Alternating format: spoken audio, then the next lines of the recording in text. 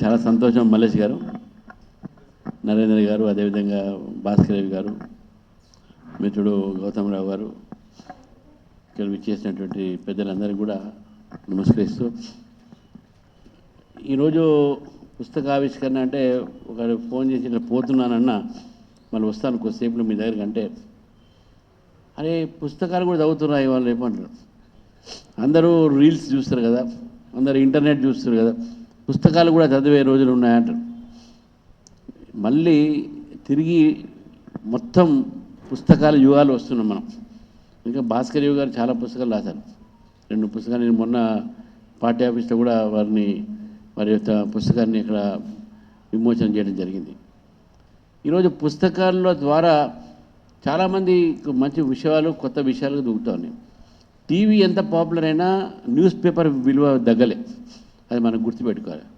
So మనకు విజువల్గా ఎంత వచ్చినా ప్రింట్ కూడా అంతే ఈక్వల్ ఇంపార్టెన్స్ ఉంటుంది. దానికి మహత్వం ఎప్పుడు కూడా పోదు అనే విషయాన్ని గుర్తించు. ఈ పుస్తకం ఏదైతే మనకు ఈరోజు మన ముందు తీసుకొచ్చారో, ఆంజనేయ స్వామి గురించి భాస్కర్ గారు చెప్పిన తర్వాత మనం దాని విషయంలో ఇక మనం చెప్పలేం.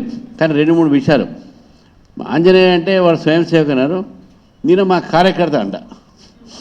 కార్యకర్త ఎందుకంటే ఆ లక్షణాలు ఉండాలి ప్రతి కార్యకర్తకు, పొలిటికల్ పార్టీ కార్యకర్తకు, ముఖ్యంగా బీజేపీ కార్యకర్త. నువ్వు నీకు బలం ఉంది అనేటట్టు మీరు ఇంతకుముందు దాని అట్లా కాదు అని చెప్పారు.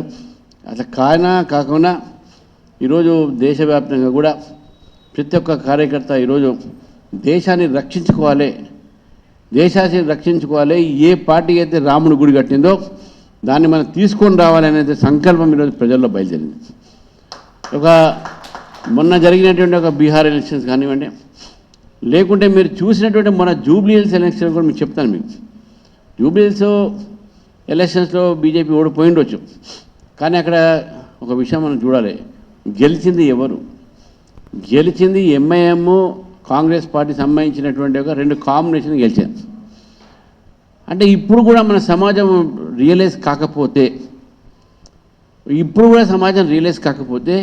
రేపు తెలంగాణ పరిస్థితి ఏ విధంగా ఉంటుందని ప్రతి ఒక్క కార్యకర్త ఆలోచించాల్సిన అవసరం. ఆ వైఫల్యము, ఓడిపోవడం అనే విషయంలో అది వాళ్ళ ఓడిపోయిన వీళ్ళ ఓడిపోవడం కాదు. ఇక్కడ సమాజంలో మనం ఏదైతే తీసుకొని పోవాలి, వాళ్ళ మైండ్ సెట్ని చేంజ్ చేయలేకపోతున్నాం, అది చేంజ్ కావాలి. దాని విషయంలో ఇప్పుడు అందరూ కూడా మనం పనిచేయాల్సిన అవసరం. ఎందుకంటే కొంతమంది ఈరోజు డబ్బుకు, కొంతమంది ఈరోజు కొన్ని కులాలకు, కొంతమంది మతానికి, కొంతమంది ఇంకా రకరకాలైనటువంటి ఒక దీంతో మనం ఈరోజు ఓట్లకు మనం పోతూ ఉన్నాం. కానీ ఈరోజు దేశాన్ని రక్షించుకోవాలన్నా, స్టేట్ని రక్షించుకోవాలన్నా, రాష్ట్రాన్ని రక్షించుకోవాలన్నా, ఈరోజు ప్రజల ఆలోచన సరళి అవుతుందో అది మొత్తం కూడా అభివృద్ధి విషయం ఒకవైపు అయితే, మన సంస్కృతిని, మన ధర్మాన్ని కాపాడటం అని కూడా ఒకటి ఉంది. ఎందుకు చెప్తున్నానంటే ఈరోజు మనం చూస్తా ఉన్నాం ఢిల్లీలో బాంబు పేలుడు. ఎందుకు అవుతున్నది అది బాంబు పేలుడు? ఎందుకైనా ఎవరు చేస్తున్నారు? ఈరోజు ఎందుకు ఈ దేశాన్ని నాశనం చేసే ప్రయత్నం చేస్తారని కొంతమంది. అది కాలేదు, అది ఇప్పుడు కాదు, ఎప్పుడు కూడా కాలేదు. ఎందుకంటే ఈ దేశంలో ఎన్ని మతాలు వచ్చినా, ఎన్ని రూరల్స్ బయట నుంచి వచ్చినా కూడా ఈ దేశం సంస్కృతిని వాళ్ళు చెక్కు చెదలేదు. కొంతమంది మతం మార్పిడి నుంచి, కానీ భారతదేశం ఒక సంస్కృతి కానీ, భారతదేశం ధర్మం కానీ అట్నే ఉన్నది, ఇంకా స్ట్రాంగ్ ఉంది. అస్సాం టు అహ్మదాబాద్, కాశ్మీర్ నుంచి కన్యాకుమారి దాకా మన ధర్మం ఒకే రకంగా పలుకుతూ ఉంటుంది. అక్కడ హనుమంతుడిని పూజిస్తే కేరళలో హనుమంతుడిని పూజిస్తారు, కాశ్మీర్లో రాముని పూజిస్తే కేరళలో రాముని పూజిస్తారు. కాబట్టి ఆంజనేయ స్వామి చరిత్ర మనం తీసుకుంటే కింది నుంచి వారు పైకి, శ్రీలంక నుంచి వారు సంజీవిని ఆ జడి తీసుకోవటప్పుడు కూడా రకరకాలైనటువంటి ప్రదేశాల నుంచి వచ్చి తిరిగినారు. ఇప్పుడు అమృత్సర్ పోతే వాళ్ళు చెప్తారు, హనుమంతుడు పైన సంజీవిని తీసుకుపోతుంటే ఒక్కసారి ఆయన చేయిలో ఉన్నటువంటి పర్వతం కదిలితే ఆ కలశం పట్టుకొని పోతుంటే ఆ కలశం నీళ్ళు దాంట్లో కింద పడ్డాను. అందుకే అక్కడ అమృత్సర్ అంటాం. ఈరోజు అమృత్సర్ నీరు పవిత్రమైన నీరుగా భావిస్తారు. అమృత్సర్లో ఉన్నటువంటి ఒక ఏదైతే ఫుడ్ కానీ, దాని వాటర్ కానీ ఉంటే అది ఒంటికి మంచిదని చెప్తారు. అంటే మన ఆలోచన, మన భారతదేశంలో మనకు ఉన్నటువంటి ఒక ఏవైతే గాథలు అయితే ఉన్నాయో అది ఆనాటి నుంచి ఈనాటి వరకు కూడా ఏక భారత్, అక్కడి నుంచి కదా మొత్తం ఒకటే అనేటటువంటి విషయాన్ని మనం చూస్తూ ఉంటాం. రాముడి యొక్క వనవాసం చరిత్ర తీసుకున్నా, లేకుండా ఆంజనేయుని యొక్క వారి యొక్క ఈ హనుమంతుడు రావణాసురుడితో కొట్లాడే సమయంలో చేసిన సేవ విషయంలో కానీ వారు భగవంతుడు రాముడికి ఒక సేవకుడిగా ఉండి ఒక లాయల్గా ఉండి పనిచేసినటువంటి వ్యక్తిగా అతని యొక్క స్వామి భక్తి ఇవన్నీ కూడా ఈరోజు ప్రతిలో ఒక క్యారెక్టర్ కింద ఒక గుణం కింద మనం తీసుకోవాల్సిన అవసరం ఉన్నది.